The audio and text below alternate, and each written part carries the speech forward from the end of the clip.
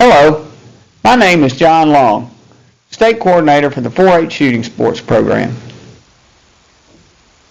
I want to talk to you today about something that's very important to the 4-H Shooting Sports Program, and that is the subject of risk management.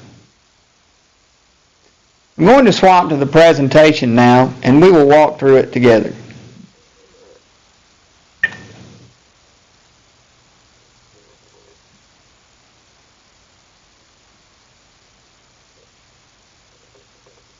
Risk management can be looked at a way of planning to survive. But first, we have to define what risk is. Risk can be defined as a chance of loss.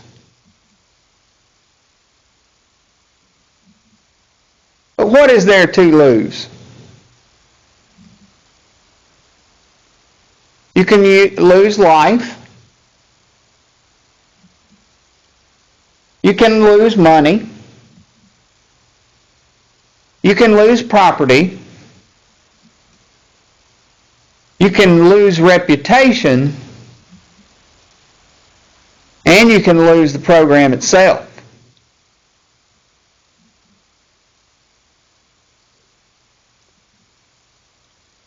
Risk management is a way, as the term says, a way to manage risk itself.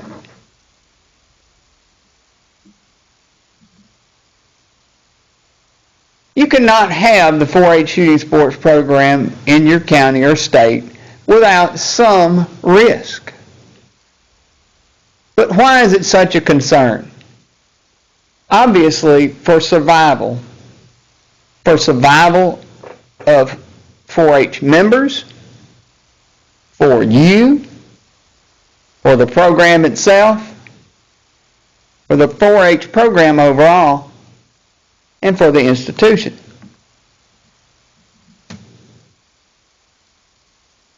You have to recognize your duties as it relates to the risk management plan.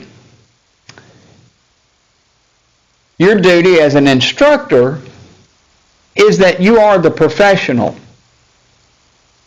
the expert, and ultimately the person responsible. All of these incorporate into the duties that are imposed by the concept of liability.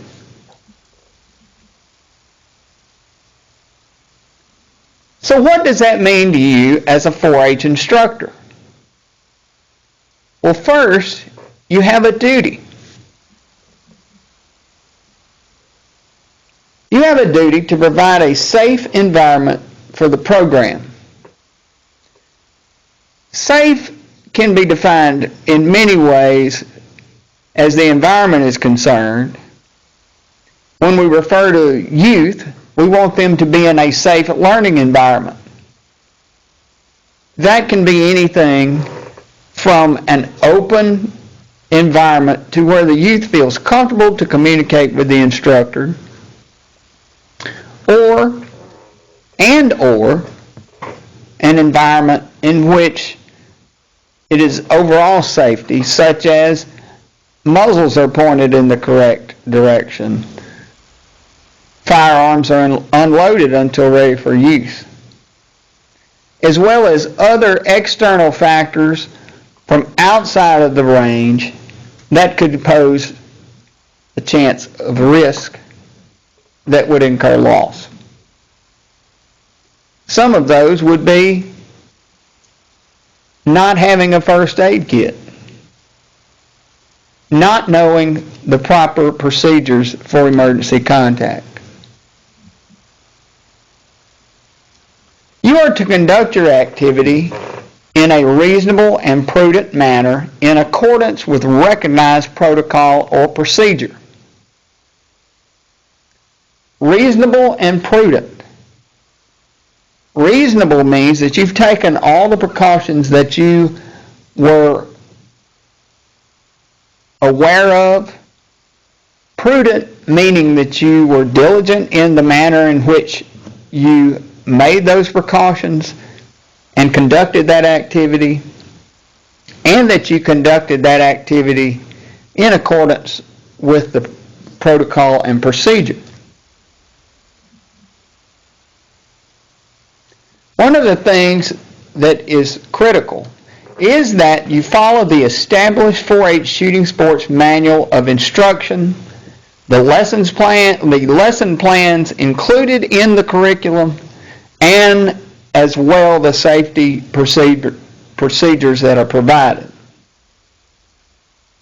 The 4-H shooting sports event handbook is another document that is also critical that you know the contents of.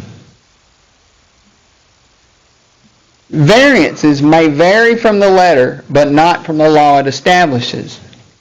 Sometimes variances are those that have to be made because of a youth's ability or inability to participate in the activity. For instance, a temporary variance may be a child who has broken their arm and would need additional support for a certain position. Another variance may be a physically challenged youth that would need a further variance than that would be temporary and would be more of a permanent situation. These are both variances of a physical nature, one being temporary, the other being permanent. Those variances will vary from the letter, but again, not from the law that it establishes. For instance, the child will still be required to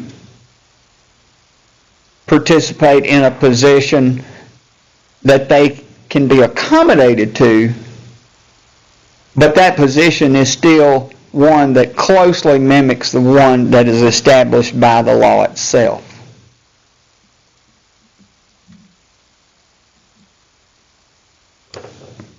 How do we manage risk? Obviously, we assume risk every time we step on the range.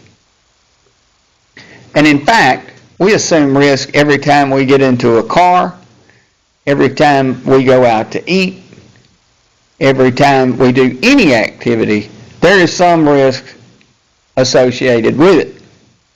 So we have to realize that we're going to have to assume some risk. We need to know how to reduce the risk.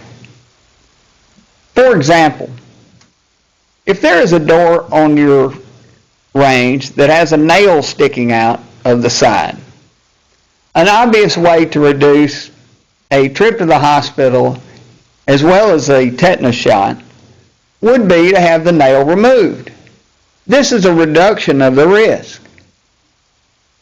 You can also avoid the risk. You can avoid a risk by not having the program. But obviously, you are here in order to have a program, so therefore this does not apply. But you can avoid certain risks, such as an unsafe range, an inadequate range, and then try to find adequate facilities. You can also transfer some risk through preparation. Transfer of risk would be having appropriate medical personnel on site. That way you've covered your bases. And if something happens, then you have the appropriate measures to take.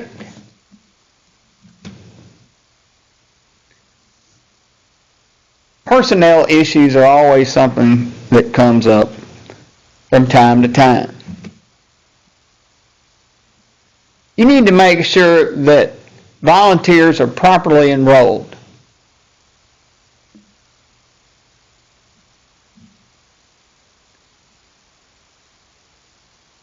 Very important that each volunteer has a job description. What am I supposed to be doing? This could be from the instructor on the range to an individual responsible for bringing water or snacks to the event. But it needs to be written out. It needs to be described to that person before the activity. Insurance. This is another question that comes up. Does Mississippi State provide liability for events? No, they do not. We do, however, offer a small insurance plan through American Income Life. To access that, you would need to go to their website at AmericanIncomeLife.com and check their website.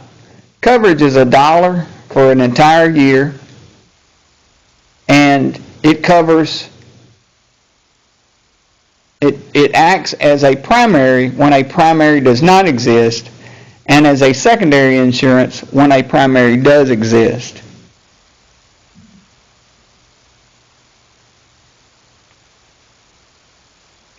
We really need to look at volunteer review. Volunteer review is meant to be a positive aspect and should be done in the manner that is constructive and not destructive. A volunteer needs to be praised. A volunteer needs to be reminded of their importance to the program. And a volunteer needs to have constructive criticism when necessary. Remember, we're here for the children, and we want to make sure that they have a positive environment in which to learn. Handling complaints is another personnel issue. From time to time, you're going to hear complaints. I did not like the way that this person did this. I did not like the way that they handled themselves on the range. How are you going to handle those complaints? Well, when complaints or attitudes get too severe, there is a method for termination of a volunteer. And we hope it doesn't come to that. But there is a process in which that can occur. Hopefully through training, the necessity for termination of a volunteer will not occur. And that training comes through agency operations, such as this video in which you're watching now. Review of safety procedures. Over and over, I can't emphasize it enough. Safety procedures need to be followed.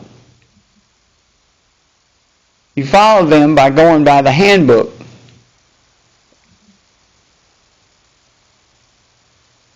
Good judgment and using common sense can save you from a world of headaches. Having adequate supervision. If you are one instructor trained in 5 disciplines and you're the only one on the range with 20 youth,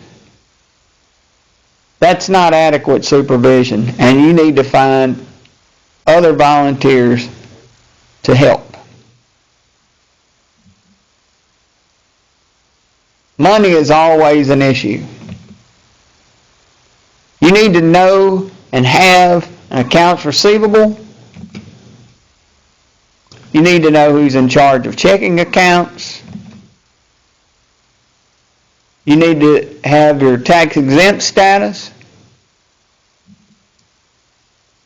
You need to know regulations for purchasing equipment, what you're going to purchase, who's going to be purchasing it.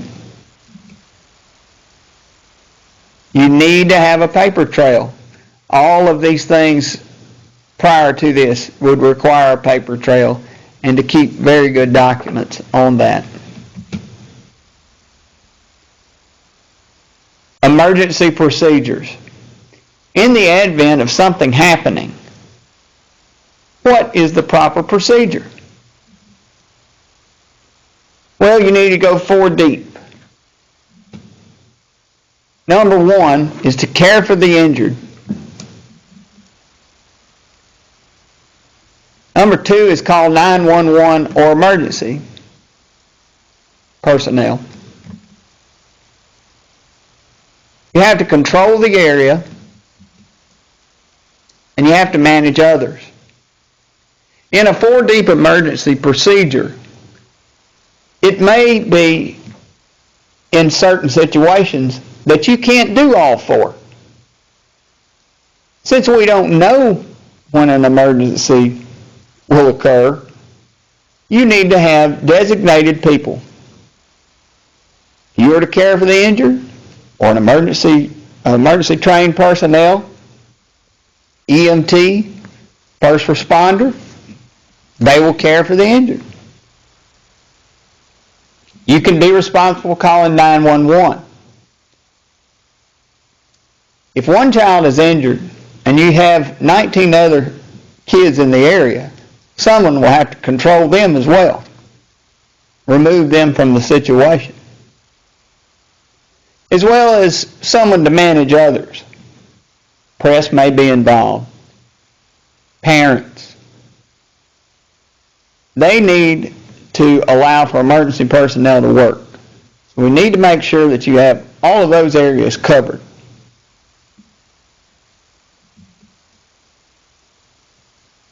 It's very important that you make no statement to the media.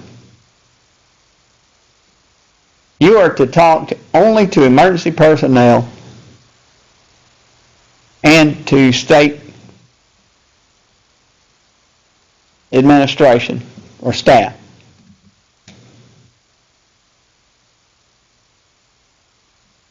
You would call your local extension staff first, who would in turn call the regional coordinator, who would in turn contact district director, then myself, Dr. Threadgill, or Larry Alexander.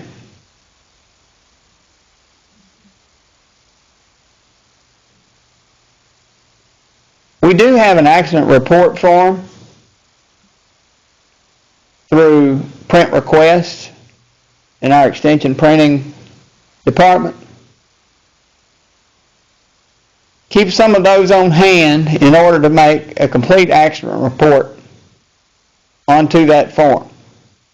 Take notes, and it's very important to take thorough notes, detailed notes.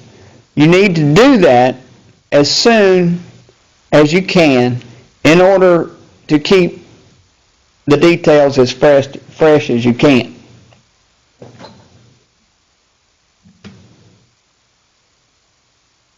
Duties.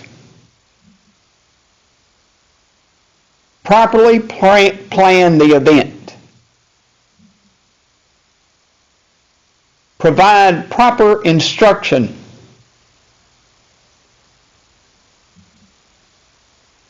Explain the risks. Monitor for injury. Sometimes people are embarrassed that they have injured themselves. I've seen this both in youth and adults. You need to make sure that if someone is injured, that they are taken care of immediately. The injury may be more severe than they are letting on, or that they themselves are even aware of. You must provide adequate and safe equipment. Check and recheck all equipment to make sure that it's functioning. Again, keep adequate notes. Provide proper emergency response. Not all events require an EMT on hand. A simple first aid kit with basic first aid training would be something that you would need and would be on a case-to-case basis. Large events, then it would probably be a great idea to have an EMT ambulance on call during that time. Always be aware of who your first responder and EMTs are within your group.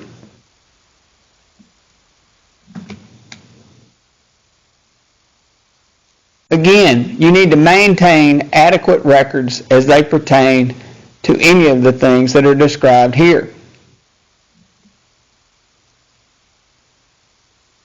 Providing close supervision, having enough volunteers is critical in order to maintain a safe learning environment for the young person. Following the rules. Many times, an instructor will leave the training course and almost immediately begin altering what they've learned in their class. That automatically opens up that individual to a series of events and also increases the risk and likelihood of further action having to be taken if an emergency does occur. So we must follow the manual. Following the manual requires that we read the manual. Following the rules requires that we read the rules and know what each particular part of the discipline that you're teaching actually means. You need to know all of this information before the event, not during. Always inspect. Inspect youth to make sure that they have brought adequate equipment to the event. Inspect your volunteers, your range officers, to make sure that they're following the rules. Do they have eye and ear protection on the range? Remember, youth are watching what you're doing.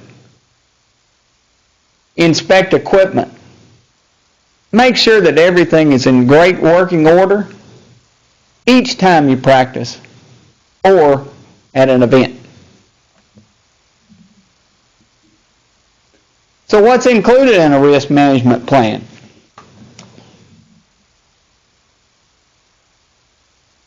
Well, first you need to list goals. What are your goals?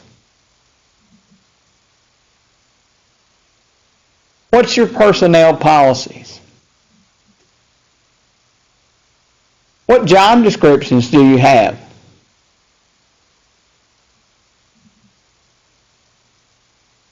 Got to maintain those adequate records. Who is the supervisor? What are the levels of supervision? We have to have a safe learning environment which minimizes risk to all. And we always want our young people to have fun while they're learning. You need to make sure to address situations that arise as they arise. Most of the time, situations can boil over into something more than they actually were, just because it's not addressed at the time that it occurs.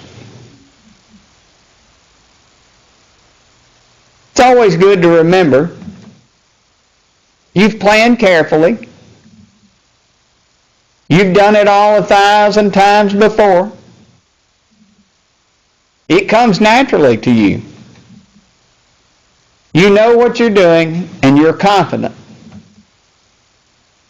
Nothing could possibly go wrong, right? You can think again.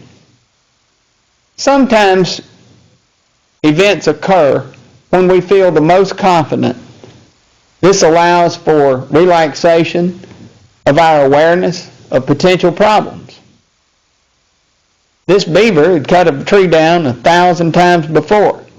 He obviously had the correct equipment. He knew what he was doing. But something still happened, which he incurred a loss. Don't let this be you.